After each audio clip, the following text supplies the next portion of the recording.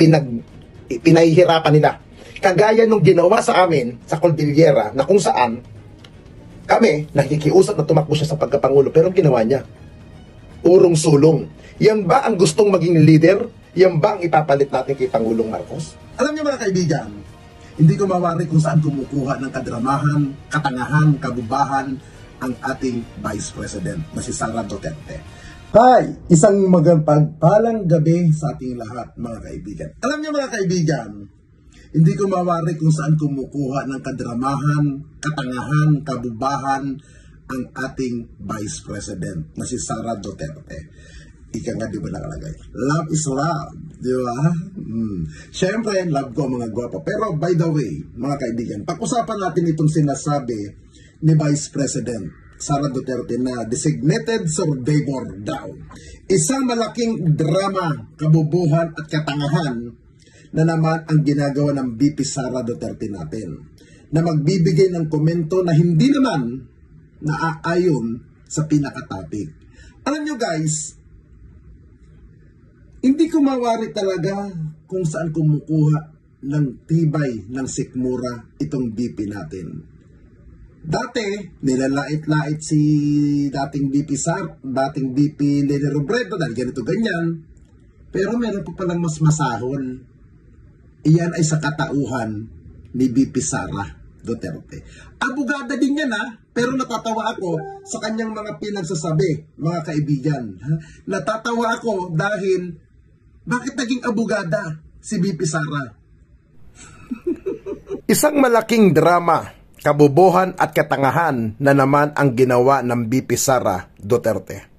Matapos itong magbigay ng komento na hindi siya aaten ng SONA ng Pangulong Marcos, wala naman masama at wala din naman problema kung dumalo o hindi. Ang kapansin-pansin lang kasi sa komento niya ay ang sabihin niya na ina-appoint niya ang sarili niya bilang designated survivor.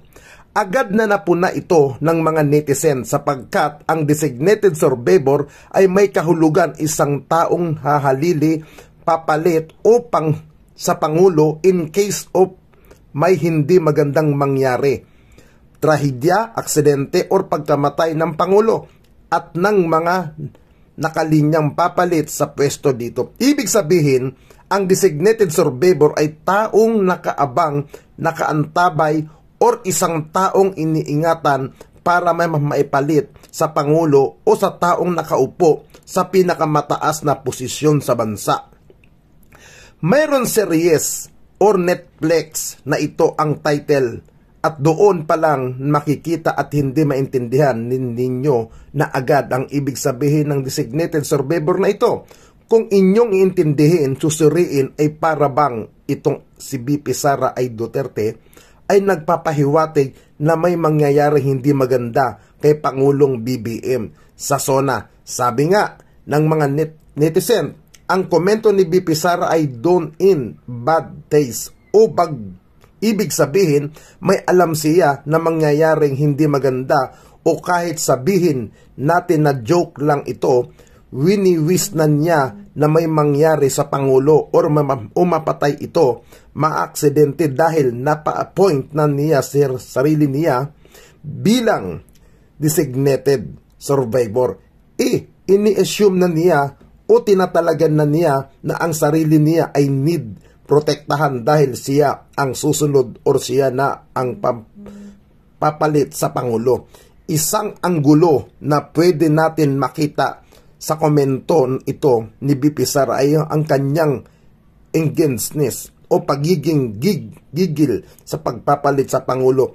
Hindi lingid sa ating lahat na nais niyang tumakbo sa pagkapangulo pagdating ng 2028. Kaya naman makikita natin na ang mga interview niya at sa mga komento niya ay maging ang mga buong pamilya niya Duterte, ang kanilang plano ay papagpasok sa matataas na posisyon sa gobyerno. Yan ang dapat natin paghandaan sapagkat napaka-transparent nila sa kanilang mga hakbang at aksyon pagdating sa election 2025 at 2028.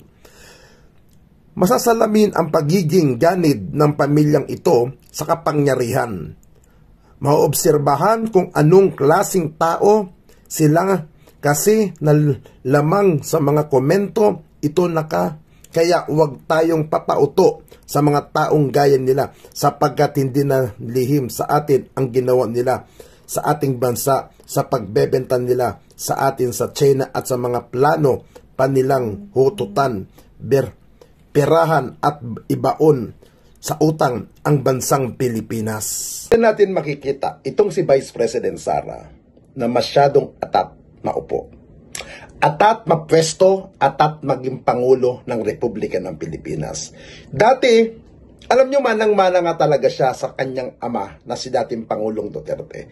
Na ang drama, wala sa isip ang maging Pangulo, hindi tatakbo, hindi papasok sa larangan ng politika, pero bandang huli, ano nakikita natin? Pinagluloko ang mga supporter. Pinahihirapan nila. Kagaya nung ginawa sa amin sa Cordillera na kung saan kami nakikiusap na tumakbo siya sa pagkapangulo pero ang ginawa niya, urong sulong. Yan ba ang gustong maging leader? Yan ba ang ipapalit natin kay Pangulong Marcos? Isang oportunista sa katauhan ni Vice President Sara Duterte? Nakakahiya kung yan ang ipapalit.